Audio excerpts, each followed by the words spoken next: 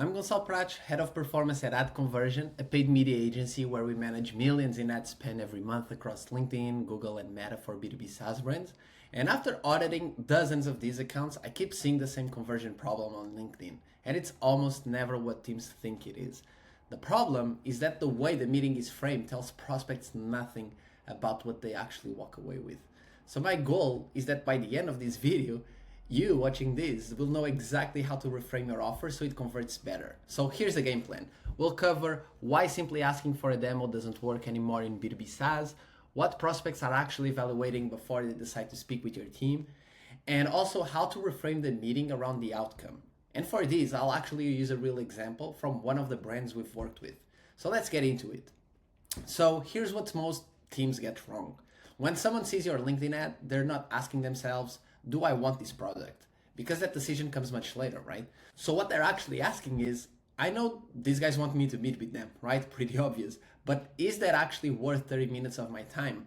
Like today, it's Tuesday, I'm busy, you know what I mean? So that's a completely different question. And if you're like most brands I've seen and worked with, chances are your ads and your messaging probably aren't answering it as well. So don't get me wrong, because some people book meetings with you and I've seen this play out. The ones who are already actively looking, already in a buying cycle, evaluating vendors, they probably fill out the form regardless of how you frame that meeting. If you haven't experienced this, you will. I guarantee you that, unless you have an amazing product market fit, is that it will plateau, right? It won't grow. The folks who are virtually in market at any given time and want to meet with you probably will, right? They might convert through your demo ads, but that's not scalable and sustainable because everyone else needs some convincing, right? They'll easily scroll past the book a demo ad because when they see it, they're already thinking, damn, that's gonna be a sales pitch, 30 minutes of my time. These guys are about to give me a product walkthrough that I don't even care about right now.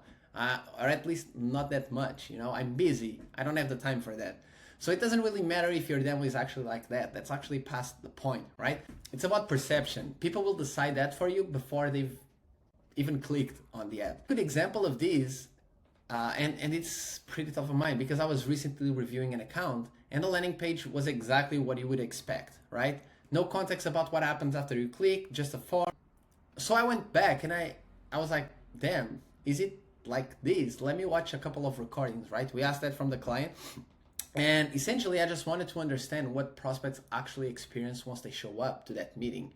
And I was surprised, to say the least, because every call included a live teardown of the prospect's current setup.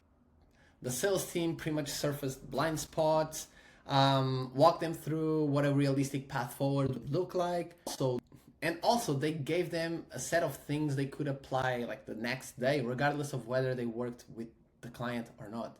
So to me, that's not a demo. That's a live consulting session they're giving away for free, But the overarching story was that none of that was anywhere on the page, much less on the ads. And this is where everything changes from my perspective. And I think the shift is pretty straightforward because prospects are never evaluating the meeting itself.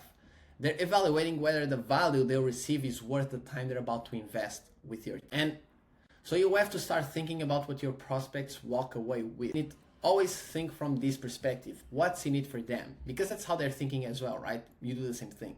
So if your sales team does a live teardown, say it. If prospects leave knowing exactly what's slowing their pipeline, lead with that. If they walk away with a clear, actionable plan they can apply next day, you have to say it, right?